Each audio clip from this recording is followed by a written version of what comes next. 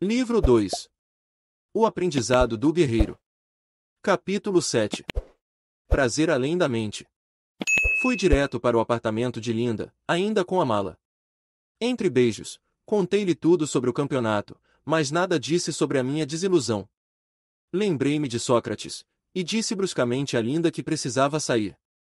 Depois da meia-noite? Eu tenho uma pessoa, um amigo, que trabalha à noite. Tenho realmente de ir, dei outro beijo e saí. Ainda carregando a mala, entrei no escritório. Está se mudando para cá? Gracejou Soque. Para cá, ou não sei para onde, eu realmente não sei o que estou fazendo, Sócrates. Bem, mas sabia muito bem o que estava fazendo no campeonato. Li a seção de esportes na ocasião. Meus parabéns. Você deve estar muito feliz. Sabe muito bem como estou me sentindo, Soque. Sem dúvida.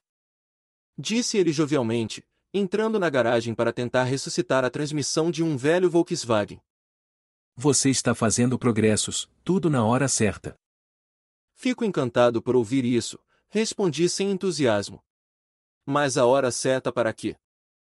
Para o portão. Para a extraordinária felicidade. Para o único objetivo que você sempre teve mas não sabia. E agora, está na hora de enlouquecer e despertar novamente os seus sentidos. Outra vez. Indaguei. Ah, sim. Você já foi banhado pela luz, e encontrava prazer nas coisas mais simples. Dito isso, ele tomou minha cabeça em suas mãos e mandou-me de volta para minha infância. Com os olhos arregalados, eu fixava as formas e as cores sob as minhas mãos enquanto engatinhava no piso de ladrilhos. Toquei um tapete e ele retribuiu ao toque. Tudo era vivo e brilhava. Agarrei uma colher e comecei a batê-la contra uma xícara. Seu tilintar deliciava os meus ouvidos. Gritei com toda a força. Então levantei os olhos e vi, acima de mim, uma saia semelhante a uma onda. Levantaram-me e falaram amorosamente comigo. Mergulhado no perfume de minha mãe, meu corpo repousava no dela, e eu era inundado de felicidade. Um tempo depois, o ar fresco tocava o meu rosto e eu engatinhava num jardim. Flores coloridas agigantavam-se à minha volta e me cercavam de novos aromas. Despedacei uma das flores e a mordi, minha boca se encheu de uma mensagem amarga. Cuspi a flor. Minha mãe chegou. Estendi a mão para mostrar-lhe uma coisa preta, que se mexia e fazia cócegas. Ela se agachou e tirou aquilo da minha mão. Aranha nojenta. Disse ela. Depois encostou uma coisa suave no meu rosto, algo que estimulou o meu olfato. Rosa. Disse ela, repetindo um ruído. Rosa. Levantei os olhos para ela, depois olhei em volta e deslizei novamente para o universo das cores e dos aromas. Quando voltei estava deitado de bruços no tapete de Soque. Levantei a cabeça para examinar as pernas da antiga escrivaninha de carvalho. Mas tudo agora parecia nebuloso. Sócrates, sinto-me meio adormecido, como se precisasse mergulhar na água gelada para acordar. Tem certeza de que essa viagem não causou nenhum dano? Não, Dan, o dano foi causado ao longo dos anos, como você logo verá. Aquele lugar, o jardim da casa do meu avô, parecia o jardim do Éden. Exatamente, Dan.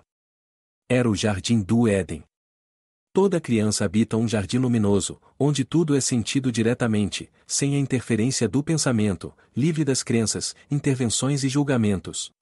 A queda acontece a cada um de nós quando começamos a pensar, quando nos tornamos aqueles que dão nome às coisas e que sabem.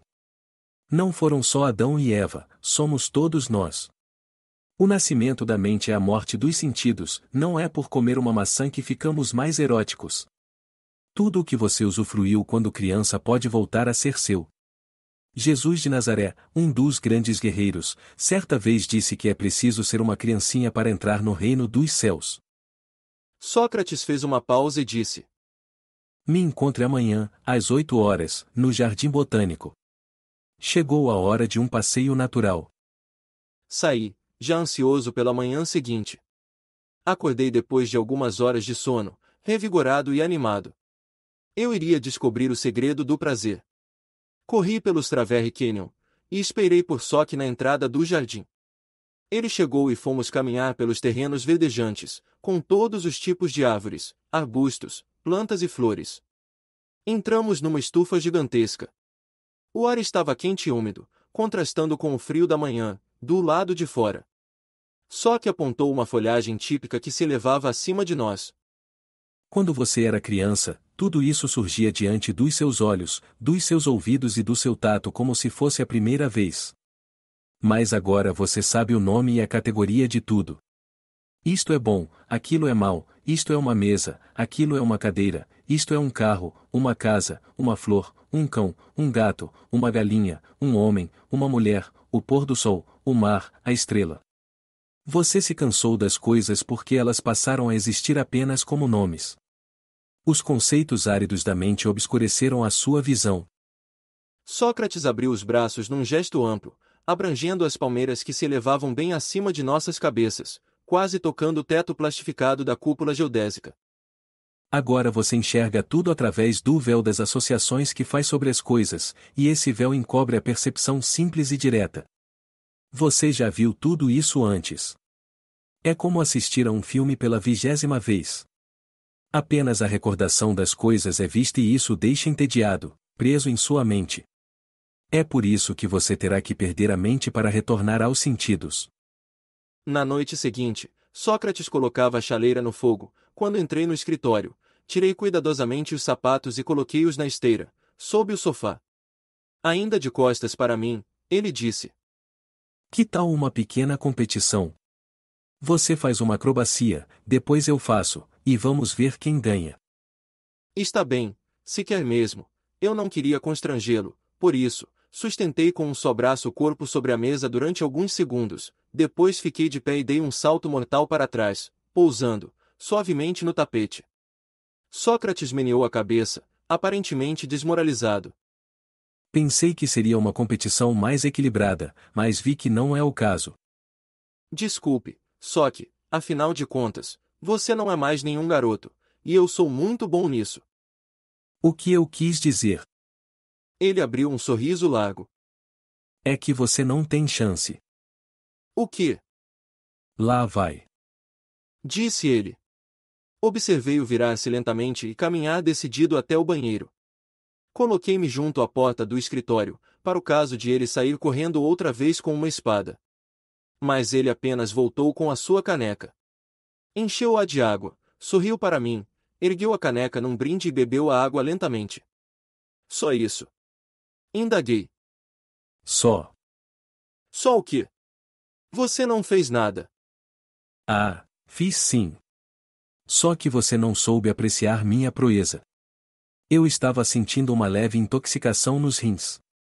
Daqui a alguns dias poderia afetar todo o meu corpo. Por isso, antes de os sintomas aflorarem, localizei o problema e lavei os meus rins. Tive que rir. Sock, você é o maior e mais eloquente trapaceiro que conheço. Admita a sua derrota, você blefou. Estou falando muito sério. O que acabei de dizer realmente aconteceu, isso significa estar sensível às energias internas e poder acionar o controle voluntário de alguns mecanismos sutis. Por outro lado, continuou, esfregando sal no local. Você tem uma vaga consciência do que acontece dentro desse seu saco de pele. Assim como um ginasta que acaba de aprender um movimento, você ainda não tem bastante sensibilidade para detectar quando está desequilibrado e pode cair. E apesar de toda a sua habilidade na ginástica, o que você desenvolveu foi um nível de percepção grosseiro, suficiente para realizar alguns padrões de movimento, mas nada de excepcional. Sem dúvida você é capaz de fazer um romance, de um mero salto mortal triplo, Sock. Não há nada de romântico nisso, o salto triplo exige tempo e prática para se aprender. Quando você sente o fluxo de energias no seu corpo, e faz um aquecimento sem importância, então sim terá um romance. Por isso continue praticando, Dan. Apure os sentidos um pouco mais a cada dia, amplie-os, como faria no ginásio. Finalmente sua percepção penetrará profundamente no corpo, e no mundo. Só então você pensará menos na vida e a sentirá mais.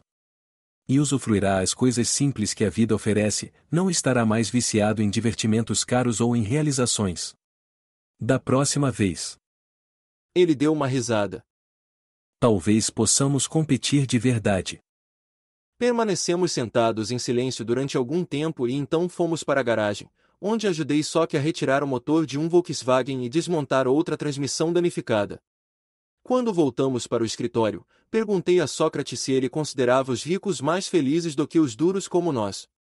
Como sempre, sua resposta me chocou. Na verdade, Dan, eu sou extremamente rico. E, para falar a verdade, você tem que ser rico para ser feliz. Ele sorriu diante da minha expressão de surpresa, pegou uma caneta na mesa e escreveu numa folha de papel. Felicidade é igual a satisfação, dividido por desejos. Se você tem dinheiro para satisfazer seus desejos, pode se considerar rico. Mas existem duas formas de ser rico. Pode-se ganhar, herdar, pedir emprestado, esmolar ou roubar o dinheiro que se precisa para satisfazer um desejo caro. Ou então cultivar um estilo de vida simples, com poucos desejos. Dessa forma você sempre terá o dinheiro de que precisa. Só um guerreiro pacífico tem percepção e disciplina para escolher um caminho simples, para saber a diferença entre necessidades e carências. Nós temos algumas necessidades básicas, mas uma infinidade de carências. A atenção plena a cada momento é o meu prazer. E a atenção não custa dinheiro, o único investimento de que necessita é o treinamento.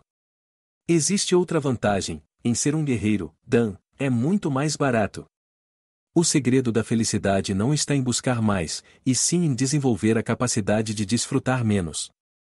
Contentei-me em ouvir as palavras mágicas proferidas por Sock. Não havia complicações, nem buscas ou empreendimentos desesperados. Sócrates mostrava-me o tesouro oculto da simples percepção. Subitamente, agarrou-me pelas axilas, levantou-me e lançou-me ao ar, tão alto que minha cabeça quase tocou o teto. Então, suavizou a minha descida e colocou-me novamente no chão. Eu só quero ter a certeza de que terei sua atenção na próxima parte. Que horas são? São 2h35. Errado. O tempo foi, é e será sempre agora. A hora é agora, o tempo é agora. Está claro? Sim, está claro. Onde estamos? Estamos no escritório do posto de gasolina. Diga-me uma coisa. Não fizemos esse jogo há muito tempo. Sim, e você aprendeu que a única coisa de que tem certeza é de que está aqui, onde quer que aqui possa ser. De agora em diante, sempre que sua atenção começar a se dispersar para outros tempos e lugares, quero-o de volta. Lembre-se. A hora é agora e o lugar é aqui. Nesse momento, um aluno da faculdade entrou bruscamente no escritório, arrastando um outro consigo. Eu não pude acreditar. Disse ao amigo, apontando para Sócrates. Eu estava passando na rua quando olhei aqui para dentro, e o vi atirar esse cara para o teto. Afinal de contas, quem é você? Sócrates parecia prestes a revelar sua identidade. Fitou impassível o estudante e deu uma risada. Ah! Riu novamente. Ah, essa é boa. Não, estávamos apenas fazendo exercícios para passar o tempo. O Dan é um ginasta, não é, Dan? Fiz que sim com a cabeça. Um deles disse que se lembrava de mim, que assistira a algumas competições de ginástica. A desculpa de Sock convenceu.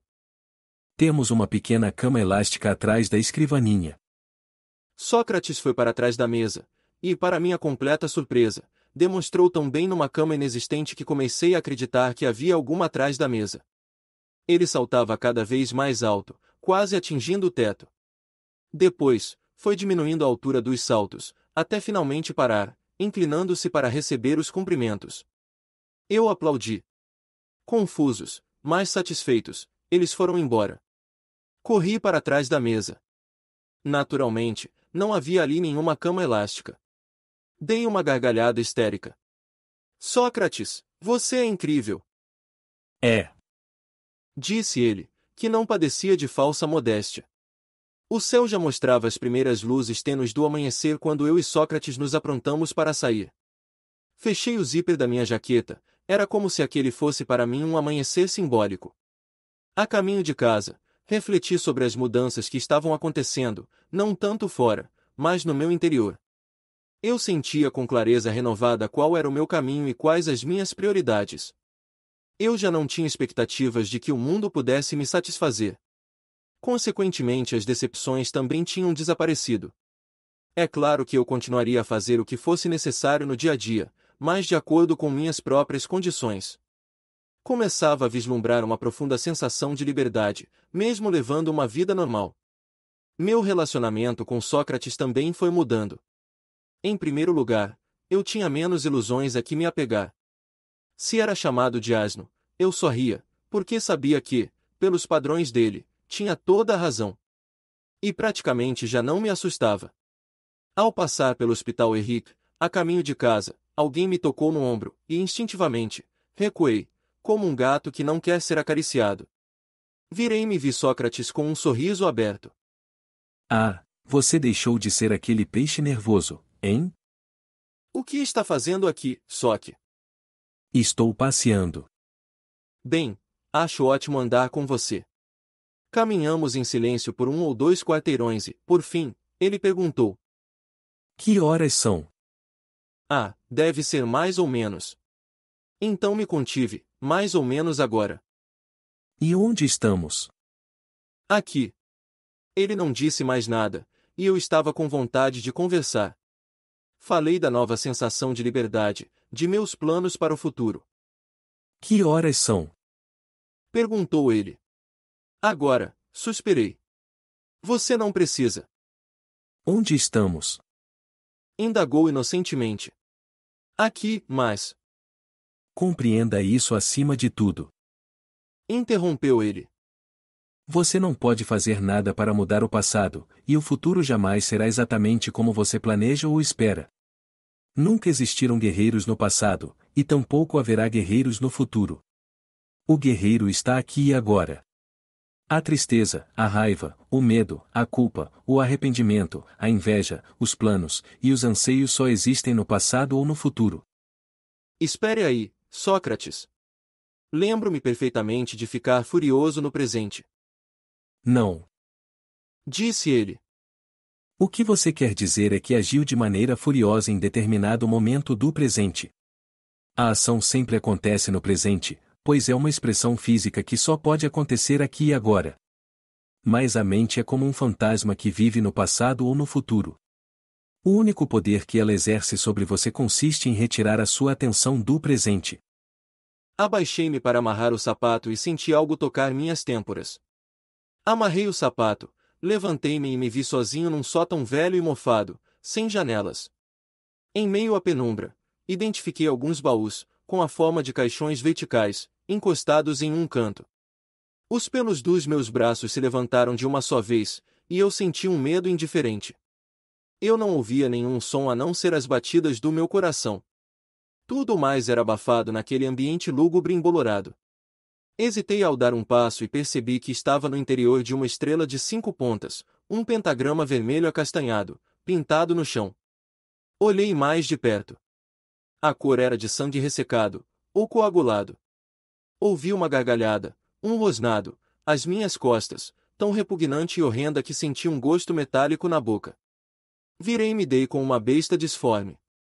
O monstro soprou na minha cara, e um hálito fedorento, adocicado e enjoativo, de morto, atingiu-me em cheio. As bochechas grotescas afastaram-se, revelando presas negras. Venha para mim. Disse. Senti-me induzido a obedecer, mas por instinto me contive. Não me mexi. O monstro trovejou sua fúria. Minhas crianças, peguem-no. Os baús começaram a se mover lentamente na minha direção e se abriram, revelando cadáveres em decomposição, repugnantes, que saíam de suas tumbas e avançavam firmemente. Rodopiei dentro do pentagrama, buscando um lugar para onde correr. De repente a porta do sótão se abriu, e uma jovem de aproximadamente 19 anos entrou, aos tropeções, caindo na extremidade externa do pentagrama. A porta permaneceu entreaberta e um raio de luz penetrou o quarto. Ela era linda e estava vestida de branco. Gemia como se estivesse ferida e disse com voz fraca. Ajude-me, por favor, ajude-me.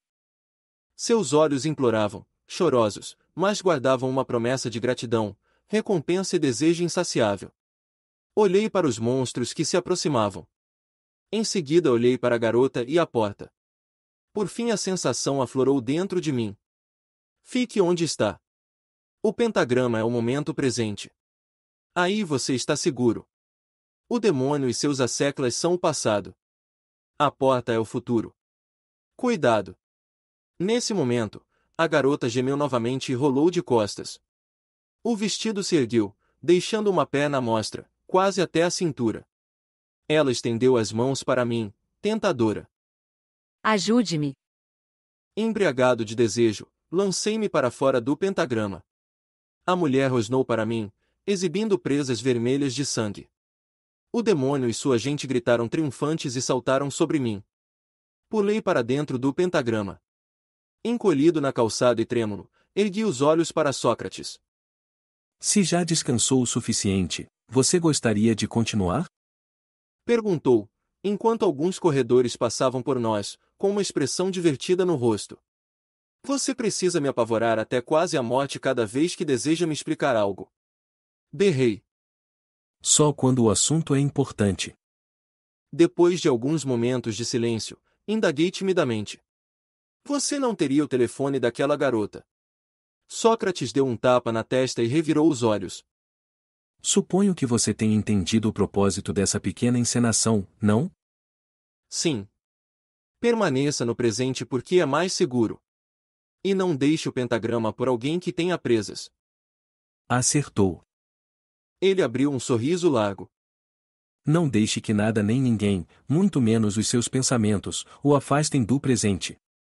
Sem dúvida você já ouviu a história que vou lhe contar. 2 monges japoneses, um velho e outro muito jovem, percorriam um caminho lamacento numa floresta, a caminho do mosteiro. Cruzaram com uma linda mulher, que parecia desamparada na beira de um regato de águas barrentas. Percebendo o problema, o mais velho tomou-a nos braços e atravessou-a para a outra margem. Ela sorria, os braços em torno do pescoço dele, até ser colocada delicadamente em terra firme. A moça agradeceu e os monges seguiram viagem em silêncio. Ao se aproximarem do portão do mosteiro, o jovem monge não conseguiu mais se conter. Como pôde carregar uma bela mulher nos braços? Esse comportamento não parece adequado a um monge. O velho olhou para seu companheiro e disse: Eu a deixei lá atrás. Você ainda a está carregando? Parece que vem mais trabalho pela frente, suspirei, logo quando pensava que já estava chegando a algum lugar. Seu objetivo não é chegar a algum lugar, mas estar aqui. Mas você ainda vive muito mais no passado ou no futuro, exceto quando está dando um salto mortal ou quando eu o atormento. Está na hora de se aplicar como nunca, se quiser encontrar o portão. Ele está aí, diante de você. Abra os olhos, agora. Mas como? Simplesmente mantenha a atenção no presente, e estará livre dos sofrimentos, do medo e da morte. Quando os pensamentos tocam o presente, eles se dissolvem. Só que preparou-se para sair. Espere, Sócrates. Antes de ir, diga-me.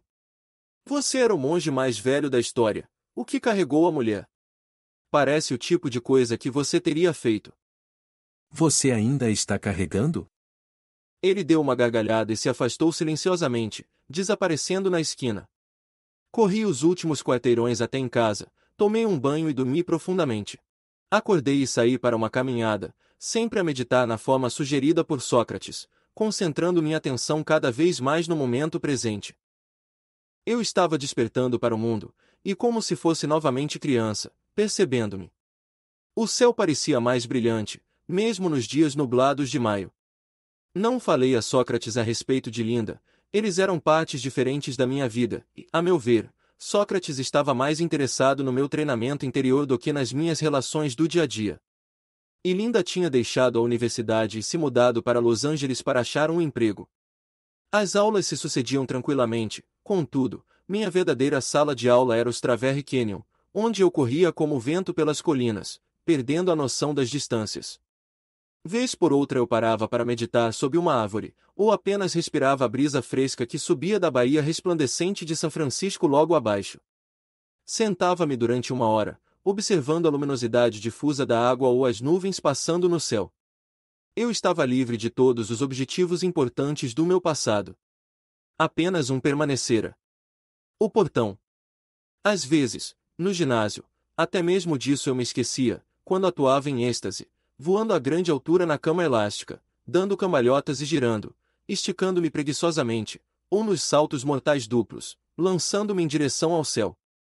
Apesar da distância entre nós, Linda e eu falávamos todos os dias pelo telefone, e desenvolvemos um crescente sentimento de intimidade. Nesse meio tempo, a única vez que vi Joy foi quando ela saiu das sombras e apareceu nos meus sonhos. A imagem dela podia flutuar à frente dos meus olhos, sorrindo maliciosamente, até eu não ter certeza do que, ou quem, eu realmente queria. Finalmente, sem que me desse conta, meu último ano na universidade estava acabando. Os exames finais eram mera formalidade. Escrevendo respostas nos cadernos de exames, percebi que minha vida tinha mudado ao me ver deliciado com a tinta azul uniforme fluindo da caneta. As linhas do papel eram obras de arte. As respostas brotavam em minha cabeça desobstruída de tensões e preocupações. Tudo acabou, e então estava concluída a minha fase universitária. Levei suco de maçã fresco para o posto, a fim de comemorar com Sócrates. Sentamo-nos e bebemos, e meus pensamentos voaram para o futuro. Onde você está? Perguntou Sócrates. Que horas são? Aqui, agora. Mas a minha realidade presente é que preciso de uma profissão. Tem algum conselho a dar? Sim. Faça o que quiser. Ande sem destino certo e acredite nos seus instintos. Não importa o que faça, mas sim como faz. Aliás, acrescentou, Joy virá me visitar neste fim de semana. Que bom! Proponho um piquenique neste sábado. Às 10 horas, está bom. Ótimo, vamos nos encontrar aqui. Despedi-me e saí na madrugada fresca de junho, sob as estrelas cintilantes. Eram aproximadamente 1h30 da manhã quando saí do posto e cheguei à esquina. Alguma coisa me fez virar e olhar para o telhado. Lá estava ele, a mesma visão que eu tivera há muitos meses, de pé, imóvel, uma luz suave em torno de seu corpo, contemplando a noite. Embora estivesse a 20 metros de distância e falasse baixinho, eu ouvi como se estivesse ao meu lado. Dan, vem até aqui. Voltei rapidamente a tempo de ver Sócrates surgir das sombras. Antes de você ir embora, deve ver uma última coisa. Apontou os 2 dedos indicadores para meus olhos e tocou-me logo acima das sobrancelhas. Então, afastou-se e saltou no ar, pousando no telhado. Eu permaneci imóvel, fascinado, sem acreditar no que acabara de ver. Só que pulou para o chão, pousando com um leve ruído. O segredo. Ele sorriu. São tornozelos bem fortes. Esfreguei meus olhos. Sócrates, isso foi real. Isto é, eu vi, mas antes você tocou os meus olhos. Não existem limites definidos da realidade, Dan. A Terra não é sólida. É feita de moléculas e átomos, universos diminutos de puro espaço. É um lugar de mistério, de luz e magia, se você apenas abrir os olhos. Despedimo-nos com boa noite. Finalmente, o sábado chegou. Entrei no escritório e só que se levantou de sua cadeira. Então senti um braço suave envolver minha cintura e vi a sombra de Joy mover-se junto da minha. Estou feliz por vê-la novamente, disse, abraçando-a. Seu sorriso era radiante. Ó. Ela soltou um gritinho. Você está ficando forte. Está treinando para os Jogos Olímpicos? Para falar a verdade, respondi seriamente, decidi me afastar. A ginástica já me levou o mais longe que podia, está na hora de mudar. Ela assentiu sem fazer comentários. Bem, vamos. Disse Sócrates, carregando uma melancia. Eu tinha sanduíches na mochila. Subimos as colinas. O dia não podia estar mais belo. Depois do almoço, Sócrates decidiu nos deixar sozinhos, e foi subir numa árvore. Mais tarde, ele desceu para nos ouvir conversando. Um dia escreverei um livro sobre a minha vida com Sócrates, Joy. Talvez façam até um filme. Disse ela, e Sócrates continuava junto da árvore. Eu comecei a me entusiasmar. E farão camisetas do guerreiro. E sabonete do guerreiro. Gritou Joy. E decalques do guerreiro. E chicletes. Sócrates já ouvira bastante. Balançando a cabeça, voltou novamente à árvore. Nós caímos na gargalhada e rolamos na grama. Por fim, sugeri casualmente. Ei, por que não damos uma corridinha até o carrossel e voltamos? Dan, você deve ser incansável. Orgulhou-se Joy. Meu pai era um antílope e minha mãe um guepardo. Minha irmã é o vento E seus irmãos são um Porsche e uma Ferrari. Ela deu uma gargalhada enquanto colocava os tênis. Quem perder recolhe o lixo, sugeri. Imitando com perfeição W.C. Fields, Joy disse. Nasce um babaca a cada minuto. Sem avisar, saiu em disparada. Fui atrás dela gritando e calçando os tênis. Imagino que o tio dela seja o coelho Pernalonga, bradei para Sócrates. Voltaremos daqui a pouco. Disparei atrás de Joy, agora já bem distante, correndo para o carrossel a cerca de 1,5 km. Ela era rápida, sim, mas eu era mais, e sabia disso. Meu treinamento deixara-me mais afiado do que jamais imaginara. Joy olhou para trás, braços e pernas movimentando-se vigorosamente, e surpreendeu-se, ou será que ficou chocada? Ao me ver correndo logo atrás dela, respirando com facilidade. Ela apertou o ritmo e olhou novamente para trás. Eu estava tão perto que pude ver gotas de suor escorrendo pelo seu pescoço macio. Emparelhei, e ela bufou. O que você fez? Pegou uma carona com uma águia? Peguei. Sorri. Uma de minhas primas. Em seguida, soprei-lhe um beijo e disparei. Eu já fizera a volta no carrossel e percorrera metade do caminho de volta até o local do piquenique, quando vi que Joy havia parado algumas centenas de metros atrás. Aparentemente, ela exagerara e se cansara. Senti pena dela e parei, sentei-me e peguei uma flor do campo que crescera no caminho. Quando ela se aproximou, diminuiu a velocidade para me ver cheirando a flor. Eu disse, lindo dia, não? Sabe, Disse ela. isso me faz lembrar a história da tartaruga e da lebre. Dito isso, ela acelerou com incrível velocidade. Surpreso, pus-me de pé de um salto e disparei em seu encalço. Ganhei terreno gradualmente, mas com segurança. Agora estávamos nos aproximando da borda da campina, e ela tinha uma boa vantagem. Fui me aproximando, até ouvi-la ofegar. Emparelhados, corremos os últimos 20 metros.